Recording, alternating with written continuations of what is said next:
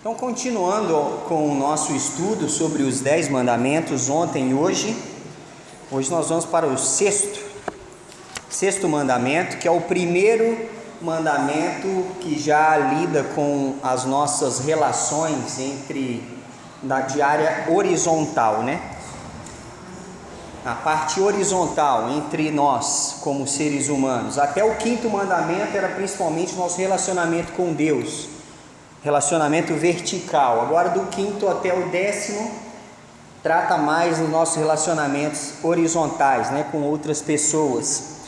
Então lá em Êxodo 20, no versículo 13, ele fala então sobre o sexto mandamento, que ele é muito difícil de ser entendido, não é? Não matarás. Não matarás. Isso é aparentemente muito claro, muito óbvio, muito simples. Talvez a gente não teria tanto o que falar sobre isso. Só que lembre-se, né, que como a gente tem pegado tanto a parte do Velho Testamento quanto aquilo que Jesus tem feito ou fez, pegando a lei e trazendo para outro âmbito mais amplo de entendimento, de aplicação, esse texto ele tem muitas outras implicações além de simplesmente o óbvio, né? Então, matar, o que é matar? Esse significado que traz aqui nesse texto são dois significados, que aí quando a gente entende o significado real desse termo, a gente entende o quanto isso é amplo, porque matar tem o sentido de tirar a vida, que é o óbvio, mas também tirar a liberdade de viver, que é uma coisa bem diferente. Tem muitas pessoas que estão vivas, mas estão sem liberdade de viver. Isso é uma outra coisa, né? Então esse mandamento ele tem várias nuances. Uma pessoa que deseja o bem dos outros, deseja o bem de si mesma, a começar pelos da sua própria casa, ela jamais vai querer ferir alguém. Não é um desejo que nós temos, ferir pessoas, principalmente feridas que geram morte ou que geram a impossibilidade ou a liberdade, tira da pessoa a liberdade de vida dela. Então essa lei mostra a importância que Deus dá aos seres humanos, que Ele criou a sua imagem e a sua semelhança. Tem um versículo em Gênesis, vamos estar lendo lá, Gênesis 6:9.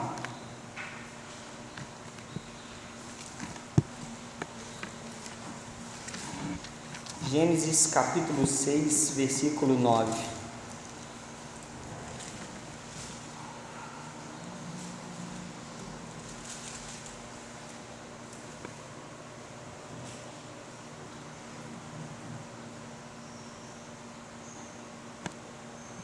Não é isso não, hein?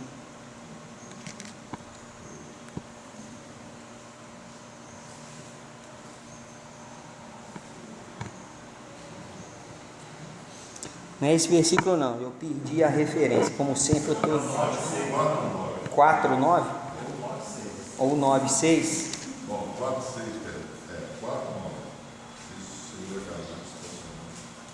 4:9. O 9:6 faz sentido. 4:9, você falou?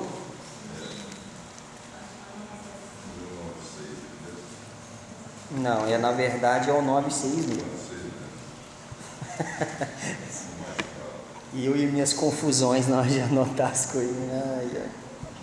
Então é 9:6. Se alguém derramar o sangue do homem, pelo homem se derramará o seu, porque Deus fez o homem segundo a sua imagem. Então ninguém tem o direito, e tanto que Deus sempre foi muito claro e justo nas suas leis. Por mais que hoje nós queremos amenizar as leis de Deus, mas no início Deus era direto. Era o famoso olho por olho, né? Dente por dente e tudo mais. Se alguém tirasse a vida, a punição era perder a própria vida, que era algo sério. A lei de Deus era clara dessa maneira. Então, quando ele deu a lei a Moisés, ele deu severas penas para crimes hediondos, incluindo o assassinato. Vamos ver em Números 35. Números capítulo 35.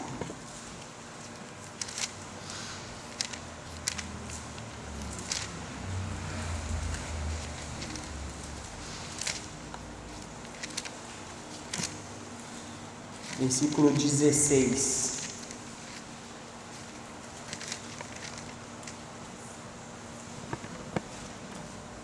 Números 35, 16. Todavia, se alguém ferir a outrem com um instrumento de ferro e este morrer, é homicida. O homicida será? Então era simples assim, né? Eu sei que hoje em dia existe uma questão polêmica, nem todo mundo tem essas mesmas visões e tudo mais, e não é o nosso propósito aqui tratar desse assunto de pena de morte e tudo mais, né? Mas quando o julgamento é justo, que não há espaço, que nós sabemos que não há espaço para a injustiça, a lei não é o problema da coisa. Então Deus tinha dado uma lei. Quem ferir alguém propositalmente e a pessoa morrer, ele paga com a própria vida. Mas a gente entende que é um juiz justo, não corre risco de alguém ser condenado injustamente. É uma questão. O problema não é com o ato em si, a lei é a lei. O problema é a transgressão da lei. Não quer sofrer a pena da lei, não transgrida a lei. É uma questão. Então, esses crimes hediondos eram tratados, sentenciados dessa maneira. No versículo 30 desse mesmo capítulo, ele fala: todo aquele que matar a outrem será morto, conforme o depoimento das testemunhas. Mas uma só testemunha não deporá contra alguém para que morra. Olha que interessante. Não é simplesmente uma pessoa falar assim: ele matou fulano. Então, não, tem que ter mais testemunhas. Quando eu falo julgamento completamente justo. Versículo 31. Não aceitareis resgate pela vida do homicida que é culpado de morte, antes será ele morto. Então essa era a lei. Essa era a lei que regia o povo. Não cabe a nós aqui falar que a lei é rígida demais, ou que quem deu a lei foi Deus. E se as coisas não fossem nesse pé da letra, a sociedade teria já se descambado em outros níveis piores do que nós temos hoje. A coisa teria piorado muito mais, né? Que a lei, já com a lei rígida, muitas coisas já acontecem, imagina com uma lei afrouxada. Então, na época dessa lei, da lei de Moisés, Deus instituiu então essa pena para vários crimes.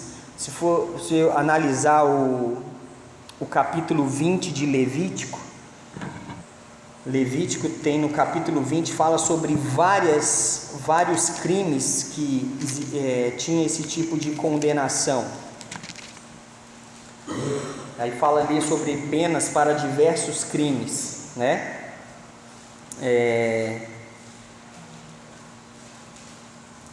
E tem assim muitos crimes aqui, o que na lei de Deus era considerado crime, que hoje na nossa cultura não é, né? Mas para você ver como as coisas são. Olha só, versículo 2: também dirás aos, Levítico 20, versículo 2: também dirás aos filhos de Israel: qualquer dos filhos de Israel ou dos estrangeiros que peregrinam em Israel, que der de seus filhos a Moloque, será morto, e o povo da terra o apedrejará. Voltar-me-ei contra este homem e o eliminarei do meio do seu povo, porquanto deu de seus filhos a Moloque, contaminando assim o meu santuário e profanando o meu santo nome. Ou seja, quando alguém naquela época oferecia em sacrifício seus filhos à entidade espiritual Moloque, que é daí que muita gente fala que hoje não se deve chamar crianças de moleques, porque moleques seriam as crianças oferecidas a Moloque. Eu não estou entrando nesse mérito aqui, que eu não sei até onde isso é real, né? Mas tem essas ideias. Mas existia um Moloque, um suposto deus Moloque, que para ser adorado os pais tinham que sacrificar seus filhos. E Deus fala: quem fizer isso será morto. É matar. Mesmo que seja para algo espiritual, como eles faziam. Então a pena para quem fazia isso era a morte. Mas hoje ninguém faz isso. Faz. Tem culturas que as pessoas fazem isso. No Brasil tem tribos indígenas que, se nascem gêmeos de uma índia, ela acha que aquilo ali é uma maldição e ela vai enterrar viva a criança. No Brasil. Vê se pode, mas acontece. Então a pena era essa. Se você ver o versículo 6, quando alguém se virar para os necromantes, feiticeiros, para se prostituir com eles, eu me voltarei contra ele e o eliminarei do meio do seu povo. A feitiçaria era tratada dessa maneira. Olha o versículo 10: se um homem adulterar com a mulher do seu próximo, será o quê? Quem? Já pensou se essa lei estivesse vigorando hoje? Teríamos poucas pessoas no planeta. Bem poucas. Você vê, a lei, olha como é que é interessante. A lei fala que os dois seriam mortos. Lembra do episódio quando levam até Jesus a mulher adúltera? Cadê o homem que caiu no mesmo pecado? Só levaram a mulher. Talvez o homem era um figurão da sociedade judaica. Aí ameniza para um e pune o outro. Aí vem Jesus e fala: tudo bem, quem não tem pecado atire a primeira pedra. Quem que poderia fazer isso? Apenas Jesus, né? Então, para você ver. E aí ele continua: o homem que se deitar com a mulher de seu pai será descoberto a nudez de seu pai, ambos serão mortos, seu sangue cairá sobre ele. O homem que deitar com a sua nora, o homem que se deitar com outro homem como se fosse mulher, está no versículo 13. Se um homem tomar uma mulher e sua mãe, maldade ele a elas queimarão, para que não haja maldade no meio de vós. Mas isso não acontece não. Um homem que fica com a mulher e a sogra, você já viu notícia disso, não já? Acontece. Antigamente a coisa a lei era outra. Se o homem tomar a sua irmã, filha de seu pai, ou filha de sua mãe, e por aí vai. Tem uma série de coisas aqui que a lei era essa. Depois você lê com calma o capítulo 20 de Levítico. Mas essa lei é muito rígida. Eu não acho a lei rígida, eu acho o povo perverso demais. Quando há perversidade demais, se não tiver lei rígida, é o caos completo. Não é à toa que lá no início, lá em Gênesis, quando você repara lá, que a maldade, fala no início do capítulo 6, a maldade se proliferou de tal forma que Deus mudou a atitude de lidar com o homem, ou seja, ele se arrependeu de ter criado o homem, porque o homem mudou completamente a forma. Não que Deus se arrependeu que ele fez algo errado, mas se arrepender na mudança de atitude em relação ao homem, tanto que ele deu o dilúvio para aniquilar com tudo e recomeçar com uma família justa. Então o problema não são as leis rígidas, o problema é a perversidade do ser humano, que vem com a sua raiz no pecado, que vem junto conosco, que é herança de Adão. Então, vamos ver um outro texto em Êxodo 21. Êxodo 21.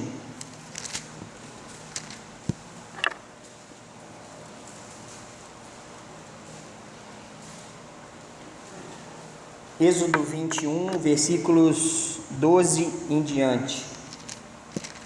Ele diz ali: quem ferir a outro, de modo que este morra, também será morto. Porém, se não lhe armou ciladas, mas Deus lhe permitiu caísse em suas mãos, então te designarei um lugar para onde ele fugirá. Se alguém vier maliciosamente contra o próximo, matando a traição, tirá-lo-ás até mesmo do meu altar para que morra. Quem ferir seu pai ou sua mãe será morto. O que raptar alguém e o vender, ou for achado na sua mão, será morto. Quem amaldiçoar seu pai ou sua mãe, será morto. Se dois brigarem ferindo um ao outro com pedra ou com o punho, e o ferido não morrer, mas cair de cama, se ele tornar a levantar e andar fora apoiado ao seu bordão, então será absolvido aquele que o feriu. Somente lhe pagará o tempo que perdeu e o fará curar-se totalmente. Se alguém ferir com bordão o seu escravo ou a sua escrava e o ferido morrer debaixo de sua mão, será punido. Porém, se ele sobreviver por 1 ou 2 dias, não será punido, porque é dinheiro seu. Se homens brigarem e ferirem mulher grávida e forem causa de que aborte, porém sem maior dano àquele que feriu, será obrigado a indenizar segundo o que lhe exigir o marido da mulher, e pagará como os juízes lhe determinarem. Mas se houver dano grave, então darás a vida por vida, olho por olho, dente por dente, mão por mão, pé por pé, queimadura por queimadura, ferimento por ferimento, golpe por golpe, e por aí vai. Então a lei era bem clara: se houvesse uma intenção maliciosa, pecaminosa de tirar a vida, a pena era a mesma. Quando era algum acidente que por alguém cometeu algo sem querer e a pessoa morresse, era tratado de uma outra maneira, porque não foi a intenção. Então essa era a lei do Velho Testamento. Essa era a lei que regia um povo difícil, um povo pecaminoso, e que era a forma de manter as coisas na linha correta. Mas Deus nunca quis e nunca encorajou que alguém tirasse a vida ou a liberdade de viver de quem quer que fosse. Então isso tem que ficar bem claro, né? Aí o que acontece? Isso é o que o Velho Testamento coloca. E como que fica isso no âmbito da graça, no âmbito do Novo Testamento? Como é que fica essa situação? Jesus deu uma explicação, uma ampliação dessa lei, lá em Mateus 5, Mateus capítulo 5.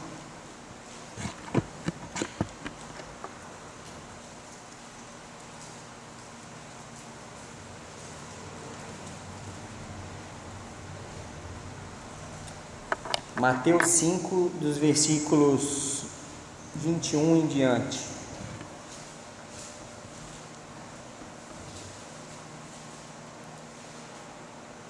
Ouvistes que foi dito aos antigos: não matarás, e quem matar estará sujeito a julgamento. Eu, porém, vos digo que todo aquele que sem motivo se irá contra seu irmão estará sujeito a julgamento. Quem proferir um insulto a seu irmão estará sujeito a julgamento do tribunal. Quem lhe chamar tolo estará sujeito ao inferno de fogo. Se, pois, ao trazeres ao altar a tua oferta, ali te lembrares de que teu irmão tem alguma coisa contra ti, deixa perante o altar a tua oferta e vai primeiro reconciliar-te com teu irmão. Então, voltando, faze a tua oferta. Entre em acordo sem demora com teu adversário, enquanto estás com ele a caminho, para que o adversário não te entregue ao juiz, o juiz ao oficial de justiça, e sejas recolhido à prisão. Em verdade te digo que não sairás dali enquanto não pagares o último centavo. Ouvistes? Não, vamos parar por aí no 26 mesmo. Então ele deixa claro aqui: a lei permanece, só que agora está ampliada a questão do homicídio. Lembra-se que esse termo é tirar a vida ou tirar a liberdade de viver. Então Jesus está completando e ampliando a lei aqui, enfatizando as coisas. O homicídio não é apenas o ato em si, mas ele começa principalmente no coração. Aquele que sem motivo se irar contra seu irmão estará sujeito a julgamento. A ira, o ressentimento no coração é o que muitas vezes gera o homicídio. Ninguém, quando comete um crime, mata simplesmente por assustou, matou. Não, ele já planejou aqui. Então o assassinato, o homicídio já começou dentro no coração. E às vezes as pessoas odeiam outras, não conseguem perdoar outras, e elas no coração matam a outra para si. A pessoa não significa nada para ela já matou a outra pessoa no coração. Não significa nada, e ela trata com indiferença, trata com o rancor, o ódio, e a pessoa deixa de existir. E aqui a gente vê nesse trecho que Jesus fala, até quando há um insulto, quando alguém é chamado de tolo, tolo na nossa cultura não é uma palavra qualquer, mas na cultura judaica, chamar alguém de tolo era algo tão sério, era uma ofensa tão séria. As pessoas que eram chamadas disso ficavam tão ofendidas, poderiam então matar alguém por dentro pela tamanha ofensa que ela ouviu. Sim. Uhum.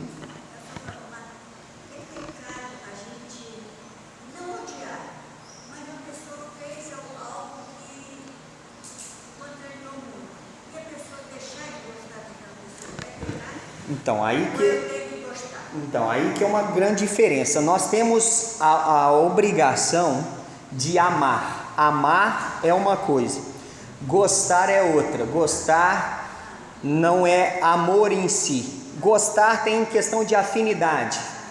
Pessoa que combina com você, gosta das mesmas coisas, tem as mesmas preferências.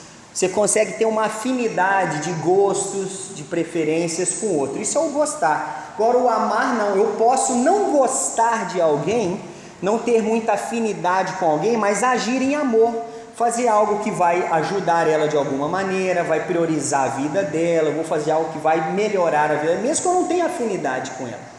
Eu não tenho tanta coisa que me ligue em gosto, mas eu tenho a responsabilidade diante de Deus de amar. E o amar, quando a gente pega 1 Coríntios 13, fala que não é sentimento, o amar é ação. Então eu vou agir com justiça com a pessoa, eu posso até não gostar muito dela, mas eu vou ser justo com ela. Eu não vou falar mal dela, né? Eu não vou me conduzir de forma inconveniente com ela, eu não vou procurar os meus interesses, eu não vou me exasperar, não vou perder minha paciência, não vou perder a minha linha com ela. Isso é amor, que eu vou me controlar e fazer o máximo de coisas em prol de outro, mesmo que eu não tenha tanta afinidade. Então a diferença do gostar, do amar é essa. Nem todo mundo vai conseguir gostar de todo mundo, porque nós somos pessoas diferentes, com preferências e gostos diferentes. Normal. Mas o amor, ele sobrepõe tudo isso. O amor, eu tenho que agir em prol do outro, em benefício do outro, independente se eu gosto, se eu não gosto, se eu tenho afinidade ou se eu não tenho afinidade. Essa é a diferença, né? Por exemplo, cruzeirense não é muito fã de atleticano. Aqui, Juiz de Fora, não tem nem muito. Eu nunca conheci um cruzeirense aqui. Mas aqui tem os flamenguistas, não tem? Os flamenguistas não é muito fã dos vascaínos. Eles não têm muita afinidade. Mas quer dizer que eles vão brigar com o outro? Não, eles vão agir. Vai fazer o máximo possível em prol do outro. É um exemplo pífio, né? Mas não. É verdade. É verdade. Tem um. Sempre tem um ou outro, né? Mas aqui é mais raro. Mas então a gente tem que entender que o gostar é uma coisa, o amar é outra. A Bíblia não fala que eu tenho que gostar de alguém, fala que eu tenho que amar. Porque o amar, independente se eu tenho ou não afinidade, eu tenho a responsabilidade diante de Deus de agir com o melhor que eu tenho em prol de qualquer um. Se eu gosto ou não gosto, se eu combino, se não combino, né? Então isso tem essa diferença. E quando a gente permite nutrir ódio ou indiferença, ou a gente permite que essas diferenças de gosto tomem proporções muito grandes a ponto que a gente quer manter só distância, aí que é o perigo da coisa. Que a gente está permitindo que sentimentos nocivos a nós e aos outros assumam o controle das coisas. E sentimentos nocivos vão nos afastar de pessoas e principalmente vão nos afastar de Deus, porque a Bíblia nos manda perdoar. Em Mateus 6 fala que se eu não perdoar as ofensas que as pessoas fazem contra mim, Deus não perdoa as ofensas que eu cometo contra Ele. É condicional, né? Olha aí, você está em Mateus 5, olha o capítulo 6 aí. Mateus 6, versículos 14 e 15. Porque se perdoardes aos homens as suas ofensas, qual que é a consequência? Também vosso Pai Celeste vos... Mas e se eu não perdoar os homens as suas ofensas? Tampouco vosso Pai vos perdoará as suas ofensas. Então é condicional. Se eu permitir que sentimentos nocivos de ódio, de indiferença, de rancor, de mágoa, a Bíblia fala no Novo Testamento que a mágoa é uma raiz que a gente não pode deixar ela brotar, porque se ela brotar ela vai contaminar tudo. Então a gente não pode deixar isso acontecer. Essa decisão é nossa, essa responsabilidade é nossa. Porque se a gente permitir que a mágoa, que o rancor, a falta de perdão assuma controle, nós vamos matar pessoas no nosso coração, pessoas que não vão significar absolutamente nada, e o nosso desprezo a essas pessoas podem tirar das outras a liberdade de viver. Pessoas desprezadas morrem por dentro. Pessoas que não conseguem ser perdoadas morrem por dentro. Isso é homicídio, isso é assassinato, e o não matará se inclui aí. Quantas vezes a gente ouviu falar, fulano não significa mais nada para mim, fulano para mim morreu, e morreu, às vezes morreu mesmo para você. Você matou a pessoa no seu coração. Não faz isso não. Se a gente não deve chamar alguém de tolo, que dirá matar alguém no seu coração? Mas é que você não sabe o que a pessoa fez para mim. Nem quero saber, isso é problema entre você e Deus.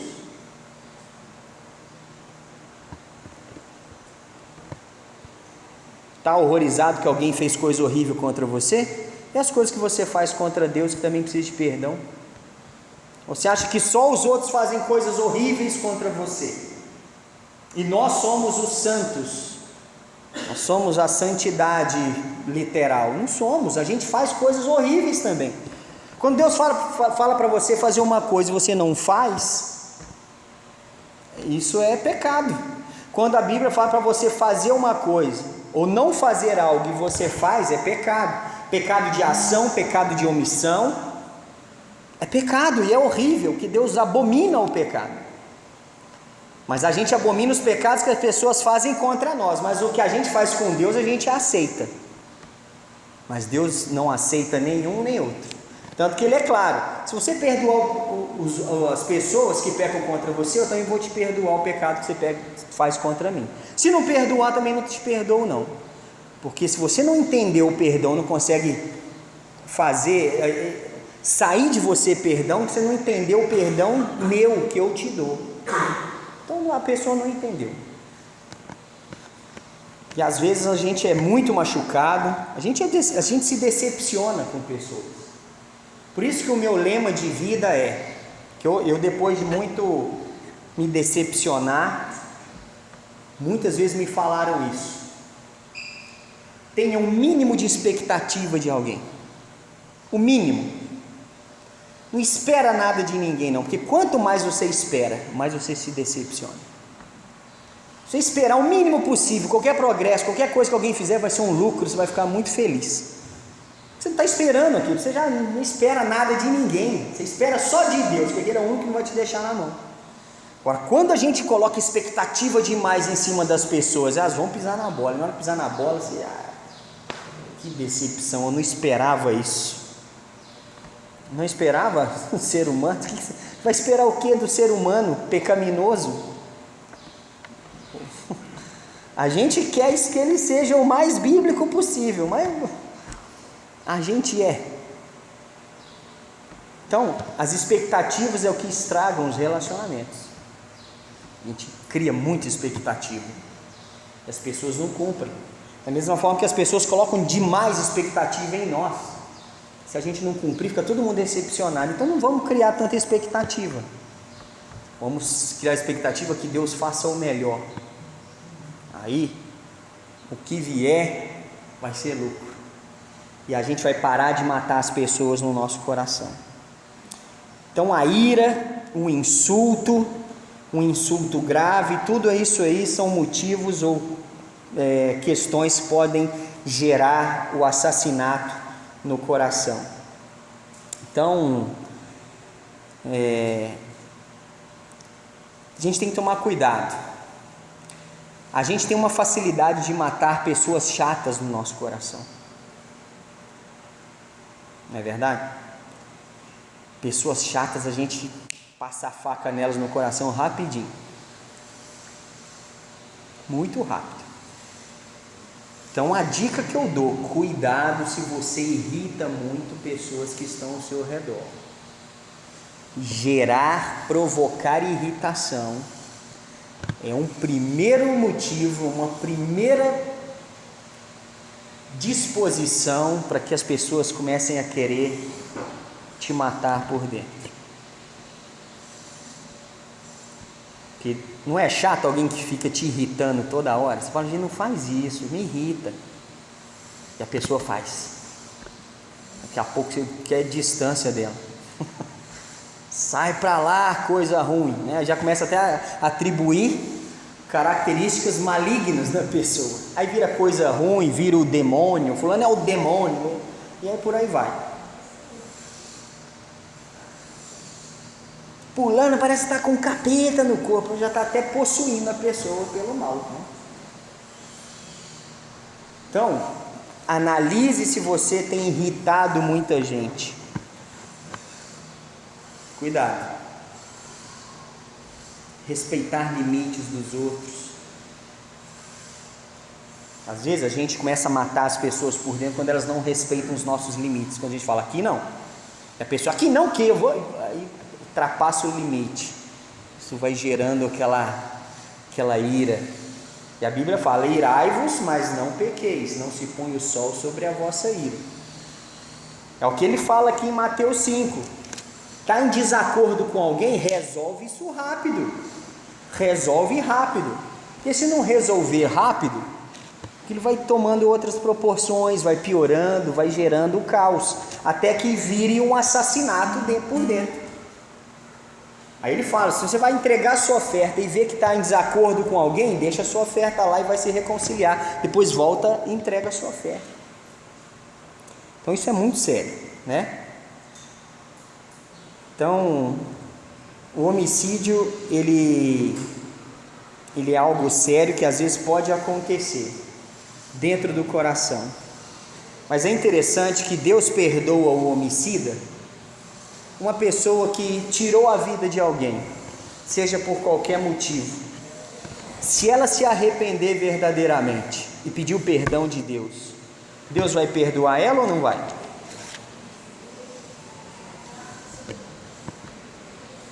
Estou vendo pouca convicção, né? Um ou outro tem convicção. A gente quer ver o circo pegar fogo, né?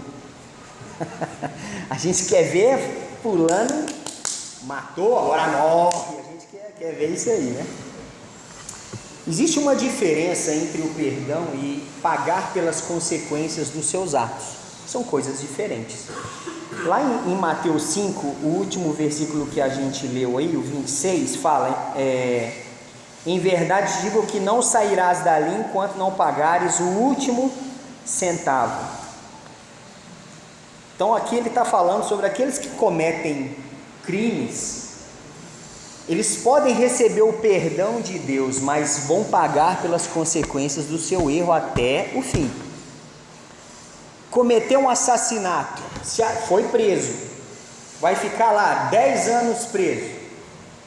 Mas ele se arrependeu de verdade mesmo. Tudo bem, se arrependeu, está perdoado. Se ele morrer na prisão, perdoado, ele vai para o céu. Mas vai ficar lá até o último dia de pagar a sua pena. Todo pecado tem consequência, tem perdão, mas as consequências do pecado, ninguém escapole das consequências. Então a gente não pode esquecer disso. O povo acha, quando se fala em perdoar, que é livrar de tudo. Nem Deus fez isso com relação aos nossos pecados. Nós temos perdão dos pecados, não temos? Quer dizer que ninguém pagou pelo pecado? Pagou. Jesus pagou a pena pelo pecado, pagou até o último centavo. Então todo pecado ele é julgado até o fim. Existe consequência. Então com a mesma coisa é nessa área. A pessoa pode ter cometido crime, está presa, mas lá ela viu que ela fez uma besteira e se arrependeu de verdade. Se houve realmente arrependimento verdadeiro, e ela então se converteu, ela está com a alma salva, mas vai ficar lá até o fim da sentença, porque é a justiça, é a consequência. Que tem gente que entende, não, a pessoa não pode, Deus não pode salvar fulano que fez isso. Não, ele pode salvar, ele pode. O que é injusto, agora eu quero me converter, matou 20 pessoas, agora quer me converter, se converteu, então você não vai ficar preso mais. Não, isso não existe. Ninguém defende isso. Ninguém está defendendo isso. Mas é um fato que a pena vai ser paga, né? De alguma forma, essas coisas têm que acontecer. O capítulo 12 de Mateus, versículo 31.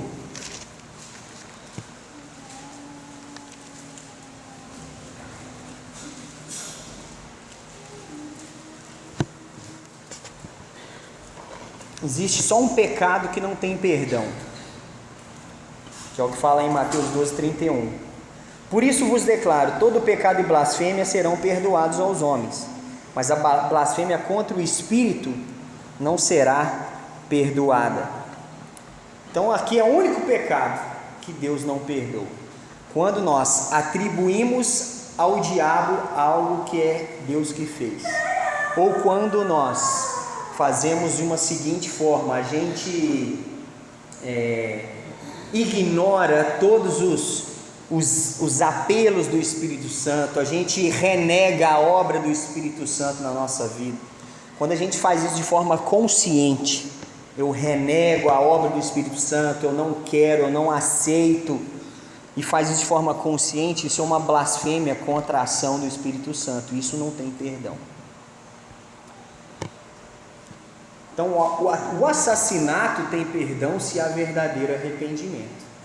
Isso seja ele o assassinato literal, ou assassinato moral, ou assassinato espiritual, quando a gente mata alguém por dentro do nosso coração.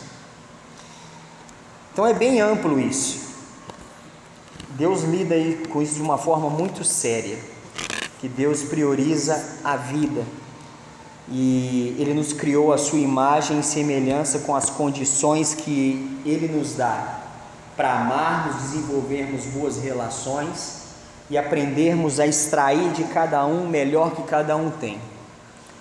Então, quando a gente não prioriza isso, a gente cai num sério problema, num sério risco de cometer um crime diante de Deus, e não tenha dúvidas que a gente vai colher sérias consequências dessas atitudes. Por mais que, se a gente se arrepender, a gente pode ter uma mudança de atitude, mas as consequências daquilo vão nos acompanhar, até que tudo seja pago, tudo seja cumprido. Então, que Deus nos ajude a nutrir sentimentos saudáveis e espirituais com todos que nos rodeiam. Nos ajude a não irritar ninguém, a não sofrermos com irritação dos outros, que a gente saiba lidar da melhor forma possível. Amém?